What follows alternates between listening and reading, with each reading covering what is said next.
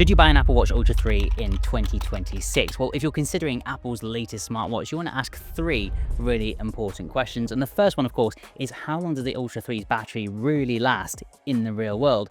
And for me, I've been using this for just over 6 months now, and I'm actually getting closer to that stated 42 hours of battery life, on occasion ever so slightly more with always on display turned off. Now, these numbers are far from industry leading in terms of smartwatch battery life, but there are actually 3 positive battery life observations that I made about the Apple Watch Ultra 3 over the past 6 months. And the first one's actually charging speeds. Now, you can actually take this from 0 to 80% in just 45 minutes or 0 to 30% with a quick 15-minute charge. The second positive is something people just aren't talking about, and that's actually the standby time of the Apple Watch Ultra 3. When you're not using this smartwatch, it actually does a really good job of retaining its charge over a couple of days. I've even seen it take itself into that 4th day on occasion. And my third observation is actually something that I criticized in my initial review, and that's the Apple Watch Ultra 3's low power mode. Now, low power mode will give you up to around about 70 hours of real world usage, although you will lose out on some of the more detailed analytics. Caveat to that is that if you're not a complete power user, most of you are going to be absolutely fine with the data that it's giving you, even in low power mode. So all in all, the 42 hours of battery life that Apple are claiming in the real world is actually kind of holding up, and depending on your usage, you might even exceed that number. The biggest battery life win though does lie in the charging, because the Apple Watch Ultra 3 can charge much faster than other smartwatches on the market. A quick 10-minute charge in the morning, 10-minute charge at night just before you go to bed is pretty much going to keep the Apple Watch Ultra 3 charged up indefinitely. Now, the second really important question you want to be asking is the Apple Watch Ultra 3 really worth the upgrade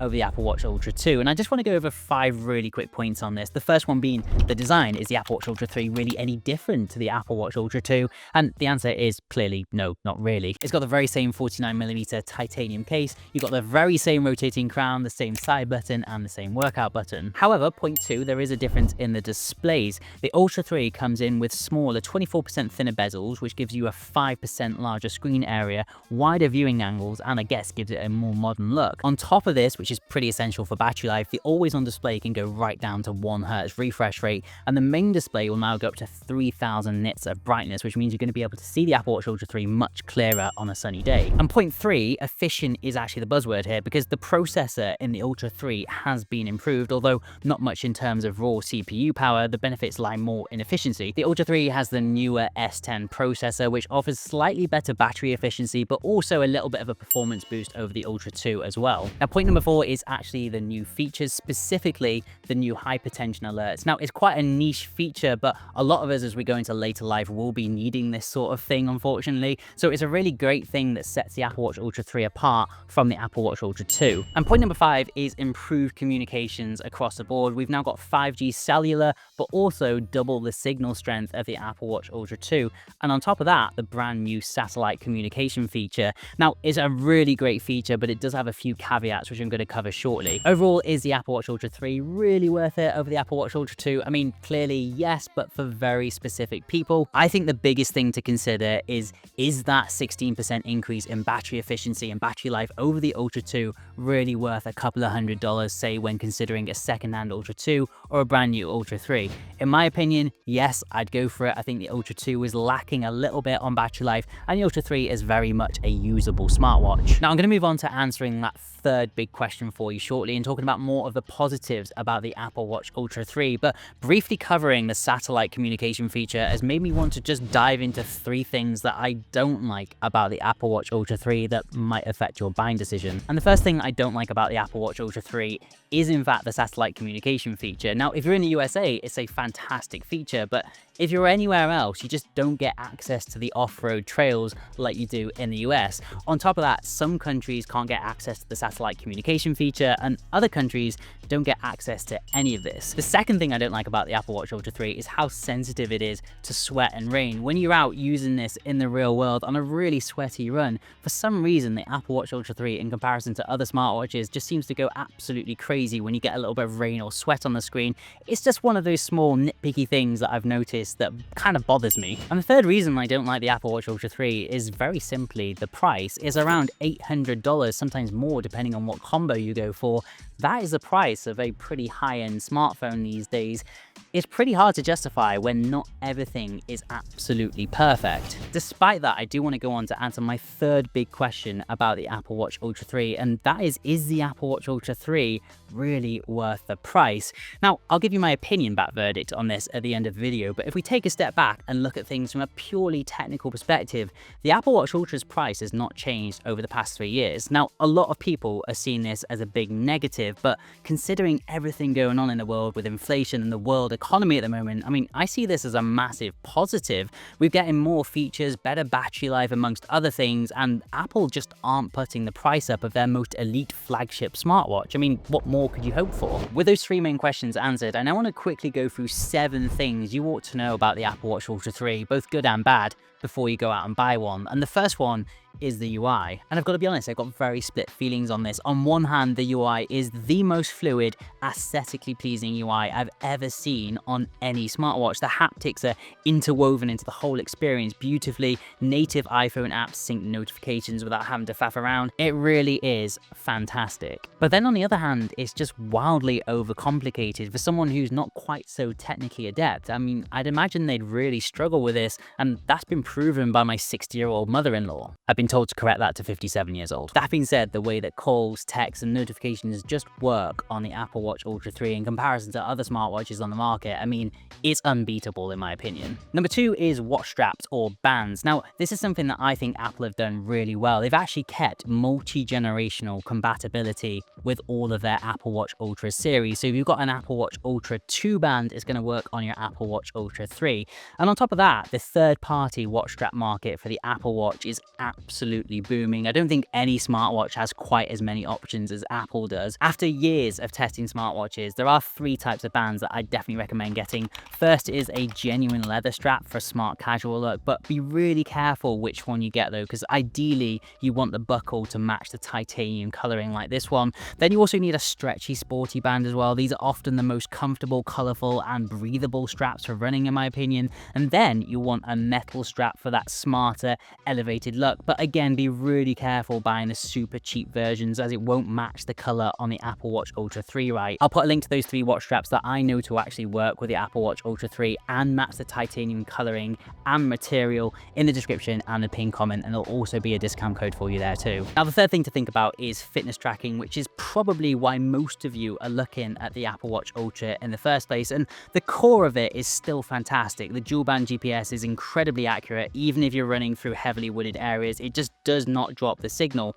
Plus, they've finally given the action button the precision start feature, which means it actually waits for a GPS lock before your workout timer starts. It's a massive win for sports enthusiasts, and it should have been on the first Ultra in my opinion. Despite that, the new big talking point about the Apple Watch Ultra 3 when it comes to fitness seems to be this new AI workout buddy. It's a conversational AI that helps you with your pace when you're running and riding.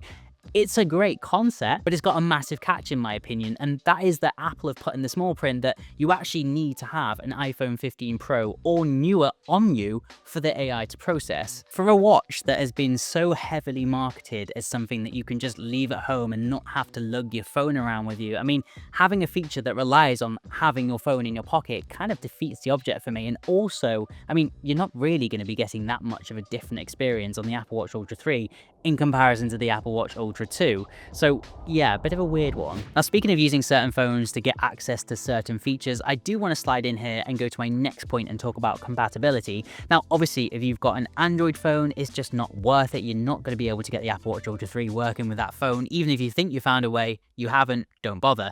Now, the interesting part comes for iPhone users. You're only going to be able to use the Apple Watch Ultra 3 if you've got an iPhone 11 and upward, and you need to be running iOS 26 and up. Anything older than an iPhone 11, you're not going to be able to make use of the Apple Watch Ultra 3. So do be really careful if you're still using an older phone. Now, the fifth thing I think you should be thinking of when buying an Apple Watch Ultra 3 is what's it like to run with it? How accurate is the data? And the short answer to that is actually very. I mean, look, sure, we can hook someone up to a medical grade machine whilst they're sitting perfectly still in a lab and check their heart rate against the watch, but that is not what this is for. You aren't buying this to sit on a sofa. It's meant to be a reliable tracker that you can use in the real world. then that it is. Now, I'm actually a really keen runner myself, and initially when I tried the Apple Watch Ultra 3, I didn't think it was the best. I thought it was a little bit uncomfortable. I thought the UI was a little bit overcomplicated. I still kind of think that, but focusing on the raw data the Apple Watch Ultra 3 gives you, I mean, I think it's absolutely brilliant. I've made genuinely big leaps in my running ability using the data from the Apple Watch Ultra 3,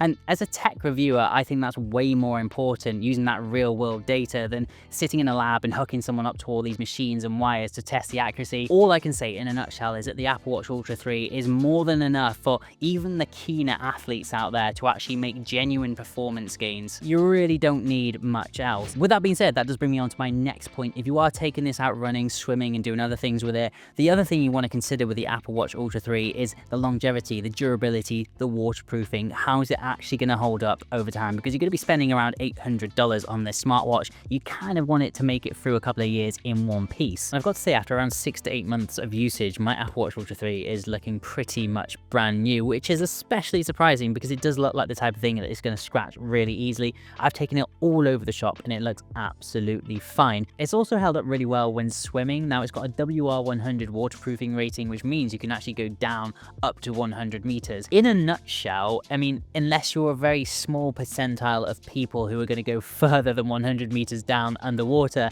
this is going to handle pretty much anything that you throw at it. Now for my 7th point, how accurate is the sleep tracking on the Apple Watch Ultra 3? And the very short answer is, well, not very. The thing that doesn't bother me about this though is after testing multiple smartwatches on the market at the moment, I mean, no smartwatch really gets sleep tracking absolutely right. What the Apple Watch Ultra 3 is really good at is giving you a general outlook over your sleep and giving you data that you can actually genuinely act on to improve, which in my opinion is all you really need. It doesn't matter if it's getting a couple of bits wrong. In the smartwatch world, there's no smartwatch that's truly getting this 100% right for me, so it's not something that I'm going to nitpick the Apple Watch Ultra 3 for. We have also got the new sleep score that came with WatchOS 26 as well, which is great, but it's also nothing new because it's done on pretty much every other smartwatch at the moment. But still, sleep tracking on the Apple Watch Ultra 3, fine, but nothing mind-boggling. Anyway, now for the important bit, the Apple Watch Ultra 3, 6 months later, should you buy one now in 2026?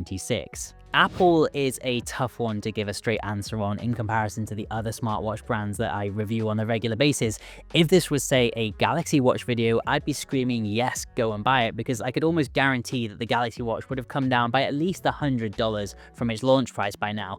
The Apple prices just tend to stay the same. The main reason I'm a little bit hesitant about telling you to go out and buy the Apple Watch Ultra 3 now is because of the Apple Watch Ultra 4. Now, there's rumors going around that it's going to have a slightly larger display. That doesn't matter all that much in my opinion, but the big one is potentially having biometrics in the side button, which I think is huge for smartwatches. It's an absolute pain having to type your PIN in all the time. So a smartwatch with biometrics on it, I mean, that's a huge win in my opinion. We are about halfway there to the next Apple Watch Ultra launch. So if biometrics is something that you find appealing, maybe consider waiting for the Apple Watch Ultra 4. That being said, if I took a step back and just purely judged the Apple Watch Ultra 3 on its ability now and didn't consider what might happen in the future, would I recommend it? Yeah, I would. It is undeniably an incredibly well-polished smartwatch. It's got a great ecosystem, albeit quite locked down, and it does all the things that a smartwatch should do very well. The thing it's not so good at is its battery life, but it does make up for that with its superior charging speeds. It would also be fair to point out that Apple Watch Ultra 2 owners watching an Apple Watch Ultra 3 video probably aren't feeling that left out, so when the Apple Watch Ultra 4 comes out, if you've got an Apple Watch Ultra 3, you're probably not going to be too upset. The really great thing to bear in mind about the Apple ecosystem as well is that the watch strap mechanisms just don't change. So click in the link in the top left or right corner now to go to my best watch straps for the Apple Watch Ultra 3 video. See you in the next one.